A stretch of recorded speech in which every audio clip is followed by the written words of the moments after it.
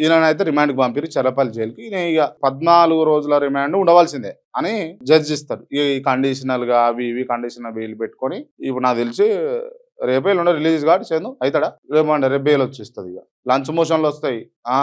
ఈ మార్నింగే early morning special bench అని పెడతారు, లేకపోతే ఫాస్ట్ ట్రాక్ అని పెడతారు, లేకపోతే జడ్జి ఇంటికే పోతారు డైరెక్ట్. పైసలు ఉంటాయి, ఇవన్నీ ఉంటాయి. రాజకీయ పలుకుబడని ఉండాలా, పైసలను ఉండాలి, ఇవన్నీ ఉంటాయి. ఇక పేద మధ్య తరగతులు ఉంటారు కదా, కోట్ల దగ్గర ఉంటాయి కదా, అడిగాపులు కాయాలి. ఏం అర్థం కాదు, ఏం తెలియదు, పొద్దున పోతారు. ఇప్పుడు ఏదో తప్పు చేసి కేసులో ఇరికిండి అనుకో, ఇప్పుడు పిలుస్తారు పేరు ఏడున్నా ఉరకాలి, మల్లయ్య మల్లయ్య మల్లయ్య అని ఉరకాలి. ఇక ఏడుంటాడు మళ్ళీ అవి పెద్ద ఏముండయి. ఈయన భూమిలోకి ఇంత మన్న వేసిండు లేదా నీళ్ళు ఇడిచిండు అని వీళ్ళిద్దరు మాట మాట అనుకుని కొట్టుకుంటారు. దాన్ని తీసుకొని పోయి పోలీస్ స్టేషన్ పోతారు. పోలీస్ స్టేషన్ పోతే పోలీసు వాళ్ళు ఈ సెటిల్మెంట్లు చేయరు, వాళ్ళు ల్యాండ్ల సెటిల్మెంట్లు చేస్తారు. ఏం చేస్తారు, ఏమరా అంటే ఏం లేదు కేసు పెట్టు ఆయన మీద, పెడుతున్నా పో, ఆడ 10 రూపాయలు ఇస్తే ఈయన మీద కేసు, అంతే.